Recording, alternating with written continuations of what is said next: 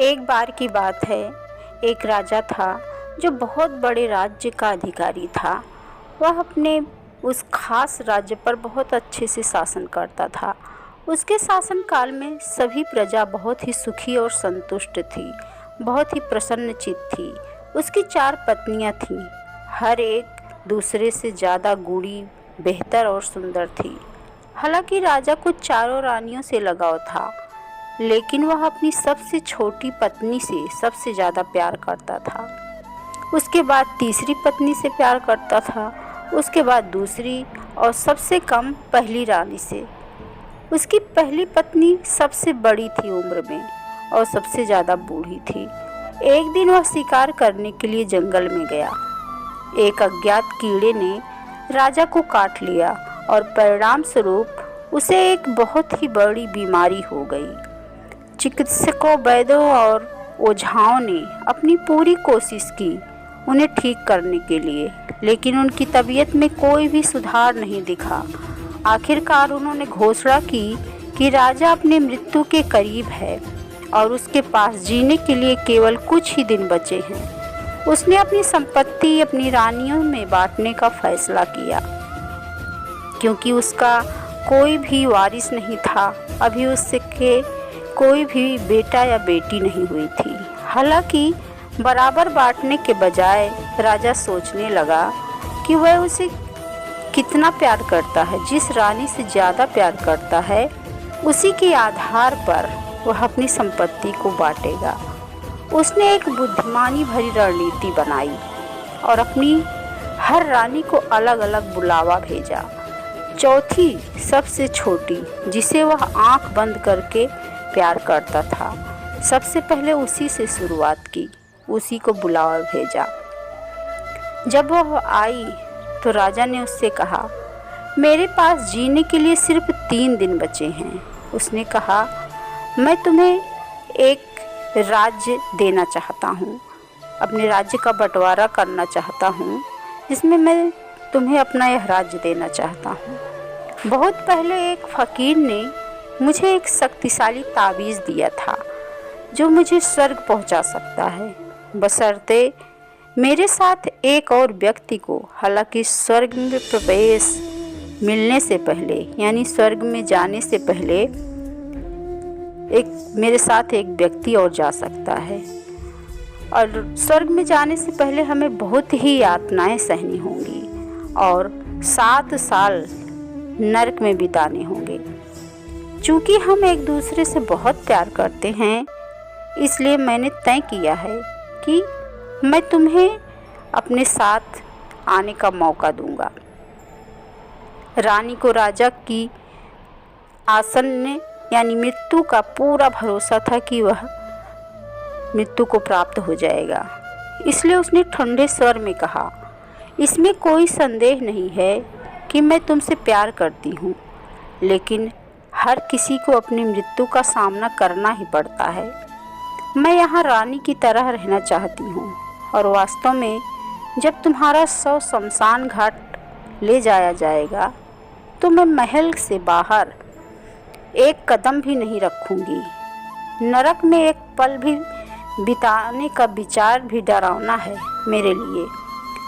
मुझे बहुत देखभाल और प्यार की आदत है, मतलब बहुत ही ऐशो आराम से रहने की आदत है, इसलिए मैं आपके साथ नहीं जा सकती। राजा को रानी के जवाब सुनकर बहुत ही झटका लगा और वह अंदर से टूट गया।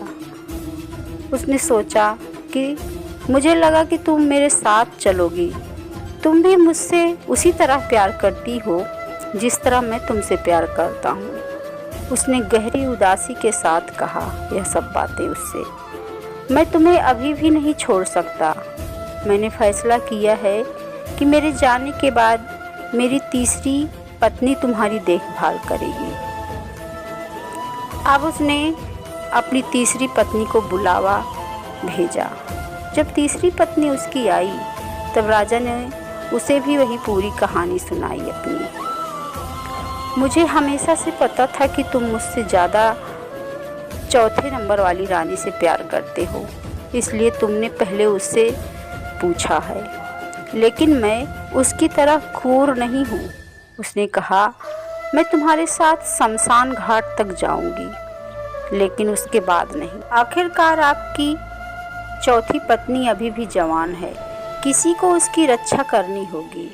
आपके चले जाने के बाद मैं यही काम करूंगी। इस तरह उसे एक साथी भी मिल जाएगा और मुझे काम भी। राजा इस बार उतना निराश नहीं हुआ। वह सीखने लगा था। उसे जंगल में पेड़ दिखने लगे थे। उसने उसे अलविदा कहा और अपनी पत्नी यानी दूसरी पत्नी को बुलावा भेजा। उसने उसको भी वही कहानी सुनाई और कहा, मैं तुम्हें साबित कर दूंगी। पत्नी ने कहा कि मैं यह साबित कर दूंगी कि मैं तुमसे सबसे ज़्यादा प्यार करती हूँ। मैं तुम्हारे साथ अंतिम संस्कार में शामिल होऊंगी। मुझे नहीं पता कि तुम्हारा कर्म क्या है, लेकिन मुझे लगता है कि मेरे कर्म बेहतर हैं और नर्क में मैं नहीं जाना चाहती, इसलिए अंतिम संस्कार के बाद मैं तुम्हारे साथ नहीं जाऊँ। राजा ने अपनी दूसरी पत्नी को विदा किया और अपनी पहली पत्नी को बुलावा भेजा, जो सबसे बूढ़ी थी, जिस पर उसने अपनी ज़िंदगी में सबसे कम ध्यान दिया था। जैसे ही उसने राजा की बुलावा सुना, वह तुरंत राजा के पास आ गई और राजा ने उसे अपनी कहानी सुनाई। उसने तुरंत जवाब दिया, आप जहाँ भी जाओगे मैं आपके साथ ही रहूँगी, मैं आपको कभी नहीं छोड़ूंगी। राजा को इस बात का सुकून हुआ कि कम से कम कोई तो है जो उससे बिना किसी शर्त के प्यार करता है। हालांकि यह कहानी किसी राजा और उसकी रानियों की नहीं है, यह आपकी, हमारी और हर इंसान की है। हर किसी की 4 पत्नियां होती हैं, जो इस प्रकार हैं। सबसे छोटी को संपत्ति, धन कहा जाता है। भले ही कोई इसे जन्म के समय विरासत में प्राप्त करता हो ना, फिर भी यह एक नई संपत्ति है जो केवल इस जीवन काल तक ही सीमित है। जब कोई मर जाता है तो यह बिल्कुल भी यात्रा नहीं करती, यानी उसके साथ नहीं जाती। यह वहीं रहता है जहाँ यह है, दूसरों के लिए अपनी इच्छा और अवकाश के अनुसार उपयोग करने के लिए स्वतंत्र है। तीसरी पत्नी को परिवार कहा जाता है। चाहे कोई उनके लिए कुछ भी करे और चाहे वह आपसे कितना भी प्यार करे, वह शमशान घाट से आगे आपके साथ नहीं देंगे। संबंधों के लेवल तक दिए जाते हैं जब किसी गर्भ में ही होता है, इसलिए वह बड़े होते हैं और भौतिक संपत्ति से एक कदम ऊपर होते हैं। दूसरा है शरीर मिलता है। जीवन भर व्यक्ति अपने शरीर का पूरा ध्यान रखता है, लेकिन यह एक ऐसी है जो हमेशा खराब होती है। ऐसी मशीन है जो मशीन की तरह काम तो करती है, लेकिन बहुत जल्दी खराब भी होती है। यह किसी के साथ नहीं चलती, यह चिता से आगे नहीं जाती, केवल चिता तक ही साथ देती है। यह हमारी तीसरी पत्नी है। पहली पत्नी को कर्म कहते हैं। आपके कर्म कई जन्मों तक आपके साथ चलते हैं, इससे बचने का कोई रास्ता नहीं है। हम जो करते हैं उससे हमें क्या मिलता है, यह तय होता है। कर्म आपके सबसे विशेष हकदार हैं। आपके कर्म ही आपके साथ रहेंगे हमेशा, कई जन्मों तक। कर्म क्या है, यह सबके मन में प्रश्न चलता है। ज़्यादातर लोग हमारी इस कहानी को सुनकर राजा की तरह ही अपनी 4 महिलाओं एवं उसकी क्रम के अनुसार प्यार करते हैं, जैसा कि यह कहानी में ऊपर बताया गया है। जबकि आपका धन, परिवार और शरीर का ख्याल रखना ज़रूरी है। हम अपने कर्मों के लिए जवाबदेह रहते हैं और उसके परिणामों के लिए जिम्मेदार होते हैं। जब अच्छे कर्म आपके मानदंड, आपके जीवन का आधार होते हैं, तो आप प्राकृतिक रूप से शांति का अनुभव करते हैं। एक स्वस्थ शरीर, एक फिट शरीर के लिए काम करना सार्थक है, क्योंकि जब आप शारीरिक रूप से फिट होते हैं तब आप अपनी और अपनी जिम्मेदारियों का अधिक ध्यान यानी ख्याल रख सकते हैं। जैसे हवाई जहाज़ पर सुरक्षा डेमो में कहते हैं, किसी भी स्थिति में दूसरों की सहायता करने से पहले कृपया आप अपना ऑक्सीजन मास्क जरूर लगा लें। मजाकिया अंदाज में मुल्ला नसरुद्दीन ने एक अमीर आदमी के अंतिम संस्कार में गया था। लौटते समय वह अपने एक मित्र के अंतिम संस्कार में रुका। वह आसपास का सबसे अमीर आदमी था। उसने बहुत सारा पैसा छोड़ा था।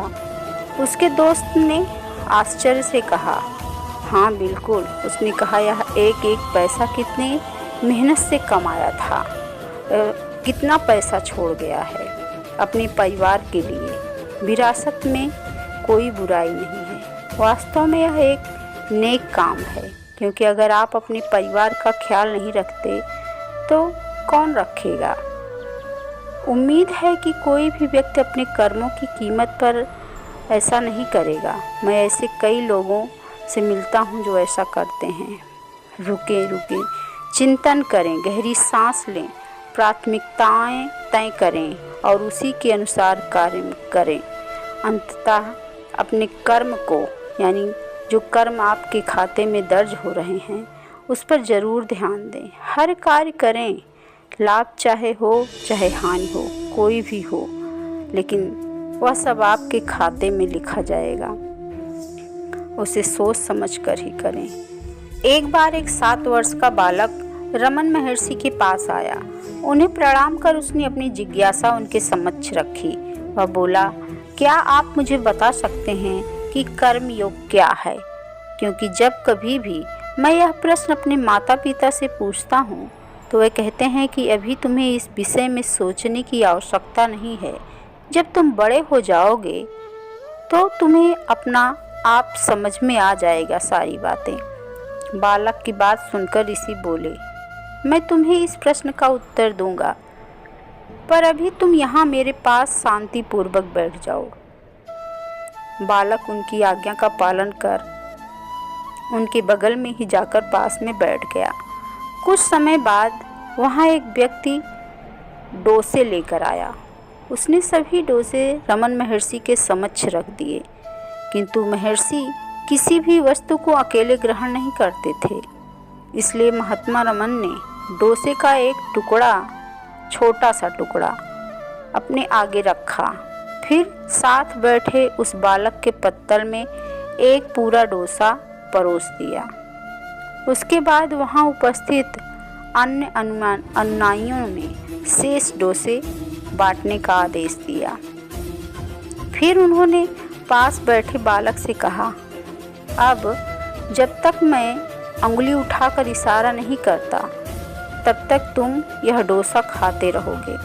हाँ, ध्यान रहे कि मेरे इस संकेत से पहले तुम्हारा डोसा खत्म नहीं होना चाहिए, पर जैसे ही मैं अंगुली उठाकर संकेत दूं तो पत्तल पर डोसे का एक भाग भी शेष नहीं रहना चाहिए। उसी क्षण डोसा खत्म हो जाना चाहिए। महर्षि के इन वचनों को सुनते ही बालक ने पूरी एकाग्रता से रमन महर्षि पर दृष्टि टिका दी, यानी उनकी तरफ ही देखने लगा। उसका मुख बेशक ही डोसे के निवाले चबा रहा था, किंतु उसकी नज़रें एकटक महात्मा रमन पर केंद्रित थीं। बालक ने शुरुआत में बड़े बड़े निवाले खाए, पर बाद में अधिक डोसा न बचने पर उसने छोटे छोटे निवाले खाने शुरू कर दिए। तभी अचानक उसे अपेक्षित संकेत मिला। इशारा मिलते ही बालक ने बचा हुआ डोसा एक ही निवाले में मुख में डाल दिया और निर्देशानुसार पत्तल पर कुछ शेष न रहा। बच्चे की इस प्रक्रिया को देखकर महर्षि बोले, अभी अभी जो तुमने किया वही वास्तविक में कर्म योग है। महर्षि ने आगे समझाते हुए कहा, देखो, जब तुम डोसा खा रहे थे तब तुम्हारा ध्यान केवल मुझ पर था। डोसे के निवाले मुख में डालते हुए भी तुम हर क्षण मुझे ही देख रहे थे। ठीक इसी प्रकार संसार के सभी कार्य, व्यवहार, करते हुए अपने मन मस्तिष्क को ईश्वर पर ध्यान केंद्रित रखना, मतलब कि ईश्वर में स्थित होकर अपने सभी कर्तव्यों को पूर्ण करना, यही वास्तविक कर्म योग है और कुछ नहीं है। संसार कर्म भूमि है। यहाँ कर्म और कर्म फल की बड़ी ही सुव्यवस्था है। नरक और नीच योनियाँ पाप के फल हैं। स्वर्ग और ऊंचे भोग ये पुण्य के फल हैं। मनुष्य के जीवन में पुण्य और पाप दोनों का थोड़ा थोड़ा हिस्सा चलता ही रहता है और जो जैसा करता है वैसा फिर उसको परिणाम भी मिलता है। जयपुर और कोटा के बीच सवाई माधोपुर से थोड़े से दूर पर एक क्वालजी नामक प्रसिद्ध तीर्थ है। नारायण शर्मा नाम के एक व्यक्ति के कुछ साथी उस तीर्थ में गए। वहाँ एक भिखमंगे को देखकर नारायण शर्मा के एक साथी का मन पसीज गया। उसने उस भिखारी से पूछा, अरे भाई, ये तेरी दोनों टांगें कैसी कटी? एक्सीडेंट में कटी कि क्या हुआ था? एक्सीडेंट से दोनों और बराबर इस ढंग से तो नहीं कट सकती।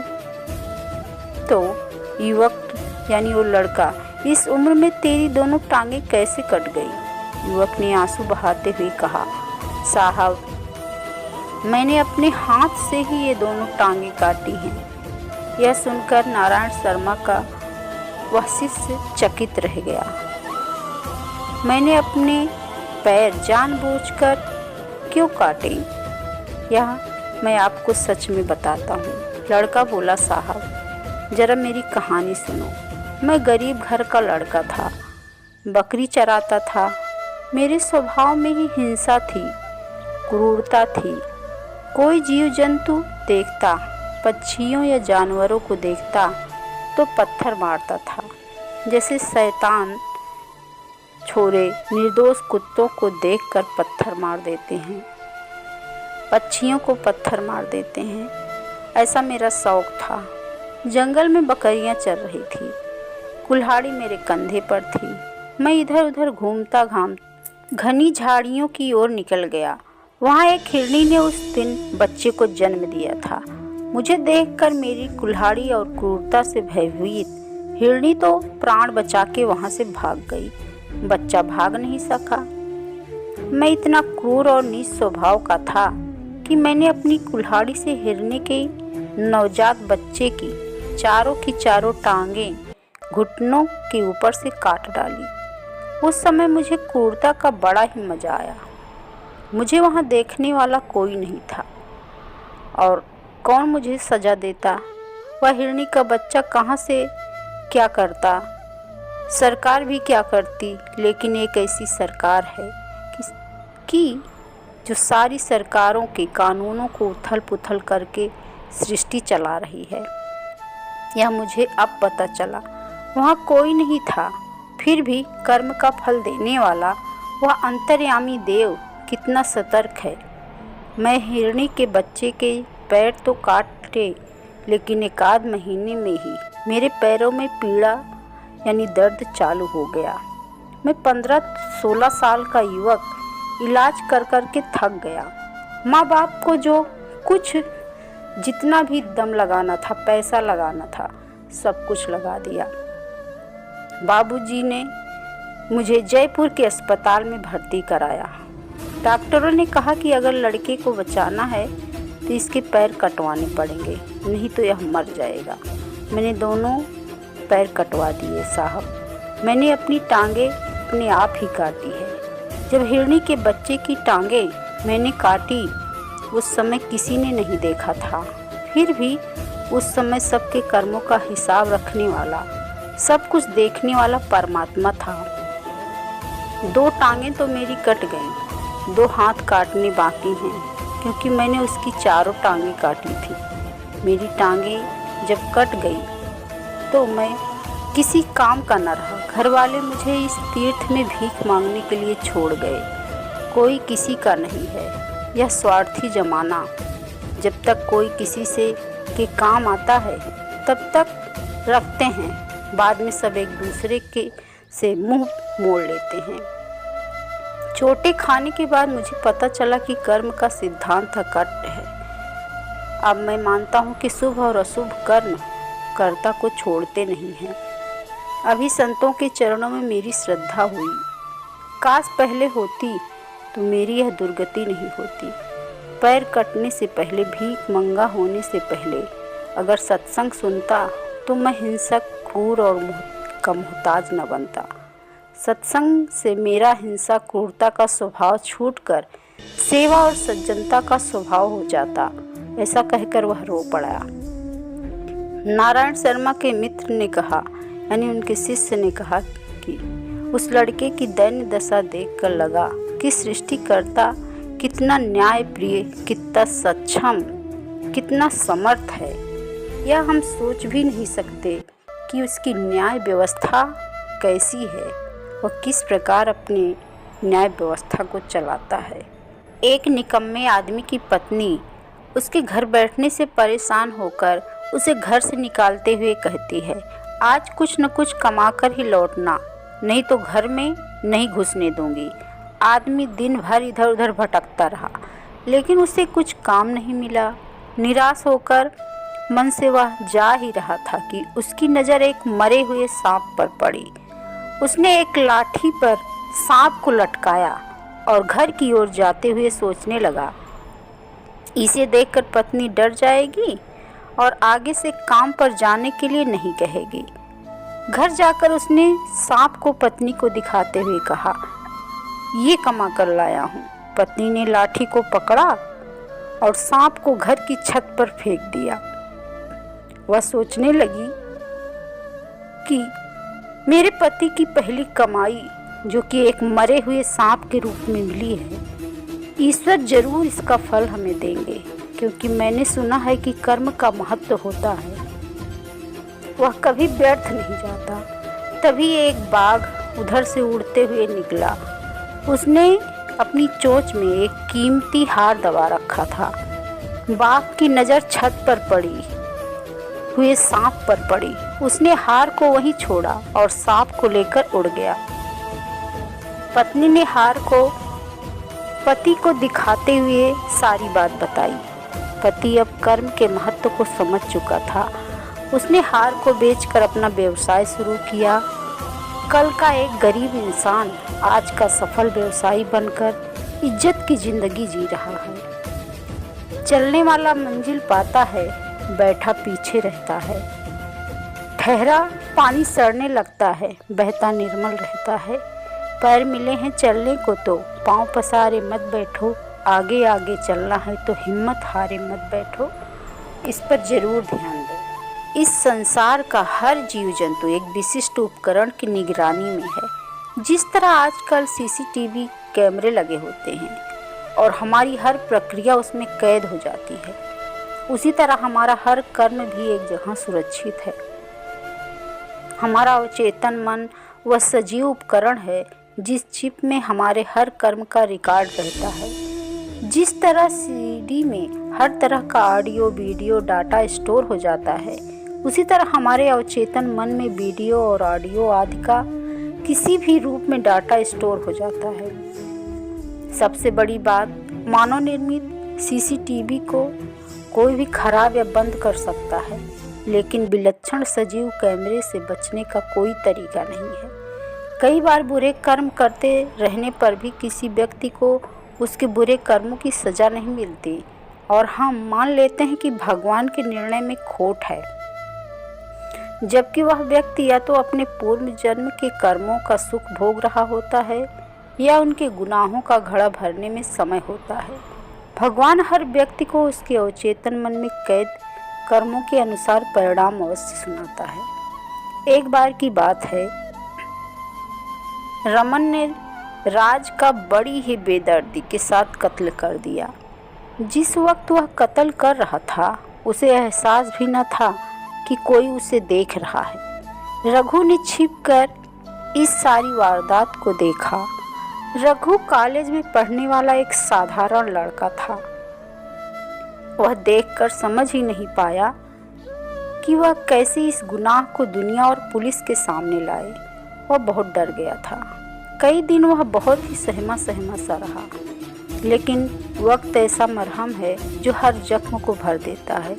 रघु भी कुछ समय बाद इस बात को ऐसे भूल गया जैसे कुछ हुआ ही ना हो।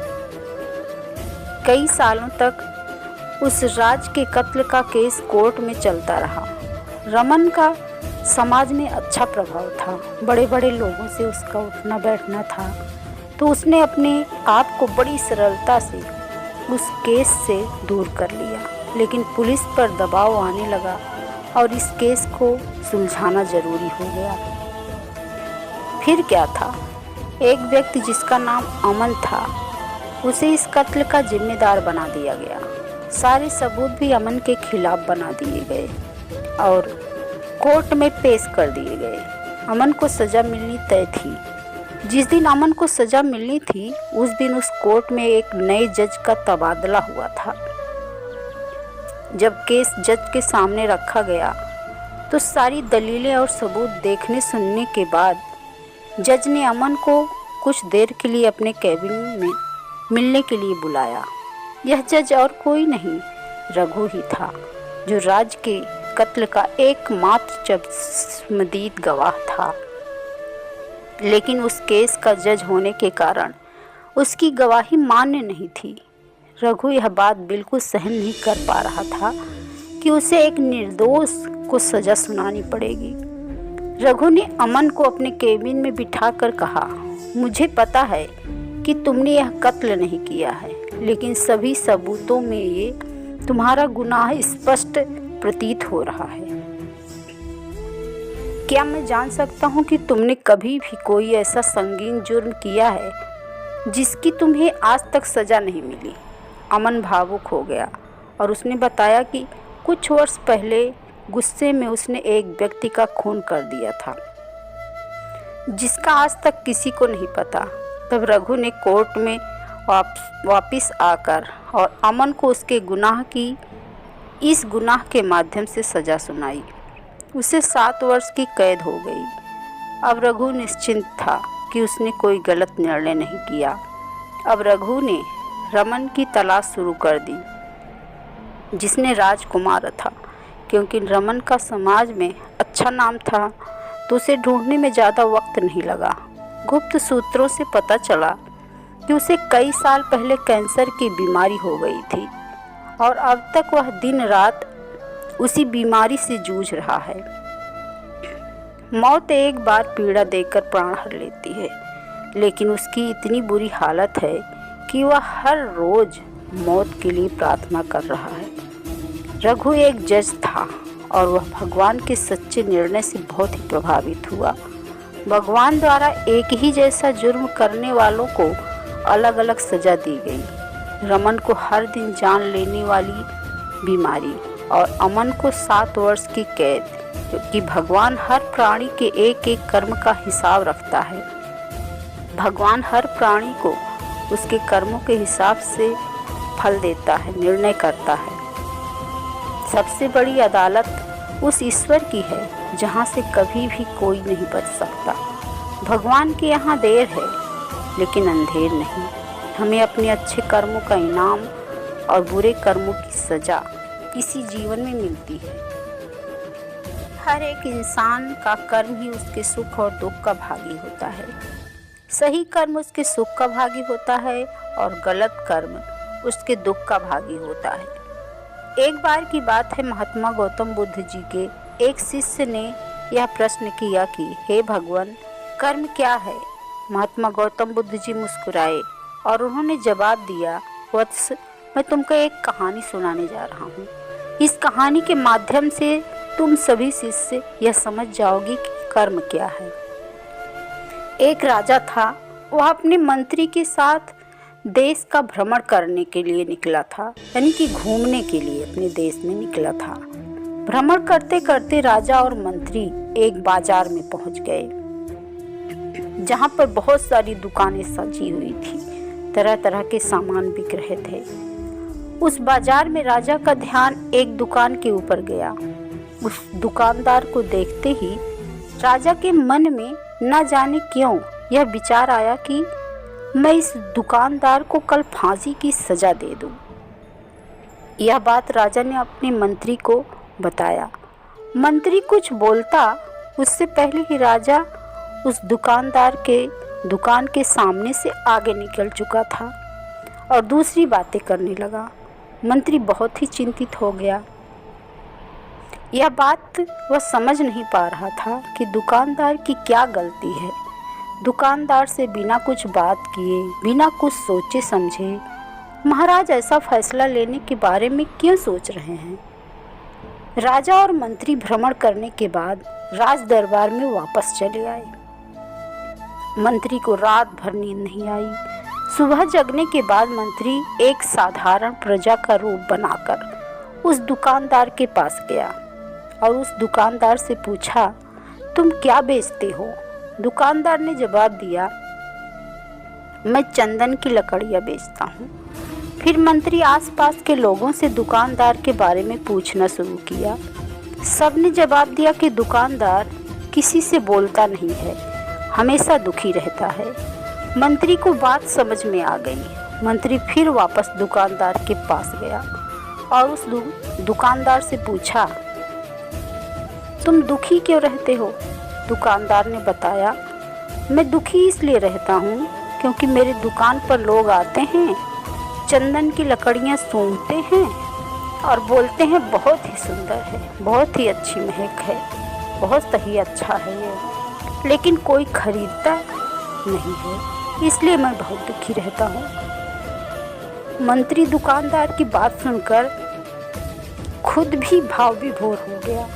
कोई भी दुकानदार दुखी क्यों ना हो अगर उसके दुकान का कोई भी सामान खरीदा न जाए, जबकि सामान में कोई कमी नहीं है, तो वह दुखी होगा ही। मंत्री सोचने लगा कि यह दुकानदार अपने दुखों की वजह से इतना दुखी रहता है, अपने सामान न बिकने की वजह से।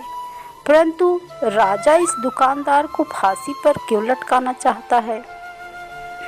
अर्थात राजा के मन में आए हुए विचार का उत्तर अभी तक मंत्री को नहीं मिला था। मंत्री ने फिर दुकानदार से पूछा, भाई तब तुम क्या करोगे अगर तुम्हारी दुकान की सारी चंदन की लकड़ियाँ ऐसी ही रखी की रखी रह जाएंगी तो? दुकानदार ने गुस्से के भाव में बोला, हाँ मैं जानता हूँ मेरी चंदन की लकड़ियाँ ऐसी ही रखी रह जाएंगी, कोई नहीं खरीदेगा, इसलिए मैं सोचता हूँ कि हमारे देश का राजा जल्दी से मर जाए। अगर वह जल्दी से मर जाएगा तो मैं उस राज दरबार में उस राजा के दाह संस्कार के लिए अपनी चंदन की लकड़ियाँ भेज दूँगा, जिससे मुझे कुछ पैसे मिल जाएंगे और इस बाज़ार के अलावा बाकी के लोगों को भी मेरे चंदन की लकड़ी के बारे में पता चल जाएगा। तो फिर शायद कुछ न कुछ लोग मेरी दुकान से ज़रूर खरीदने आते रहेंगे चंदन की लकड़ी। मंत्री दुकानदार की बात को सुनकर सब कुछ समझ गया और उसने मन में एक विचार किया। उसने सोचा, मंत्री ने दुकानदार से चंदन की कुछ लकड़ियाँ भी खरीदी। इस खरीदारी से दुकानदार को कुछ पैसे भी मिल गए और वह थोड़ा खुश भी हो गया। मंत्री चंदन की लकड़ियों को लेकर वापस राज दरबार में चला गया। राज दरबार में पहुंचकर मंत्री ने उन चंदन की लकड़ियों को राजा के समक्ष रख दिया और बोला कि हे राजन, ये चंदन की लकड़ियां उसी दुकानदार ने आपको भेंट किया है जिस दुकानदार को आप फांसी देने के लिए सोच रहे थे। राजा उन चंदन को लकड़ियों को सूंघा तथा सूंघने के बाद बड़े ही प्रसन्न हुए। उन्होंने कहा, यह चंदन की लकड़ियाँ बहुत ही ज़्यादा खूबसूरत हैं, बहुत ही सुंदर महक है इसकी। दुकानदार की इस अनोखे भेंट से राजा बहुत ही खुश हुए और मंत्री को कुछ स्वर्ण मुद्राएं दिए और बोले, जाओ उस दुकानदार को ये स्वर्ण मुद्राएं इनाम में दे देना और बोलना कि आज के बाद महल में जब भी कभी भी चंदन की लकड़ी की ज़रूरत पड़ेगी तब तुम्हारे दुकान से ही चंदन की लकड़ी ली जाएगी। मंत्री जी मुस्कुराने लगे तथा यह सोचने लगे कि अब तो राजा के मन में उस दुकानदार को फांसी देने का विचार आ ही नहीं सकता, क्योंकि अब तो हमेशा राज दरबार के लिए चंदन की लकड़ियों का इंतजाम की जिम्मेदारी उस दुकानदार को जो मिल गई है। मंत्री स्वर्ण मुद्राओं को लेकर वापस दुकानदार की तरफ चल दिया। इधर राजा इस विचार में पड़ गए कि वह दुकानदार तो बड़ा ही अच्छा इंसान है। जिस वक्त मैं उसके बारे में सोच रहा था कि मैं इसको कल फांसी दे दूंगा, तब शायद उसके मन में उस समय यह विचार चल रहा था कि राजन पहली बार मेरी दुकान के सामने आए हैं, क्यों ना मैं उनको अपनी सुंदर और खुशबूदार लकड़ियों को भेंट करूं। और आज उसने मुझे भेंट भी किया। बेवजह ही मैं उसको फांसी देने के बारे में सोच रहा था। इधर मंत्री दुकानदार के पास पहुंच गया। मंत्री ने राजा के द्वारा दी हुई स्वर्ण मुद्राओं को दुकानदार को देते हुए कहा कि जिन चंदन की लकड़ी का कल मैं खरीद कर ले गया था, उन चंदन की लकड़ियों को राजा ने बहुत पसंद किया और इनाम के तौर पर तुमको यह कुछ स्वर्ण मुद्राएं दिए हैं। दुकानदार बहुत ही खुश हो गया। साथ ही साथ मंत्री ने उस दुकानदार को यह भी बताया कि अब आज के बाद राज दरबार में जब कभी भी चंदन की लकड़ियों की ज़रूरत पड़ेगी तो सारी चंदन की लकड़ियां तुम्हारी दुकान से ली जाएगी। दुकानदार मंत्री की यह बात सुनकर बहुत ही खुश हो गया। मंत्री ने दुकानदार से पूछा, क्यों भाई, तुम तो राजा के बारे में इतना बुरा भला सोचते थे, लेकिन राजा देखो तुम्हारा कितना चिंता करते हैं। राजा कितने अच्छे हैं। राजा अपनी प्रजा के बारे में कभी भी गलत नहीं सोचते हैं।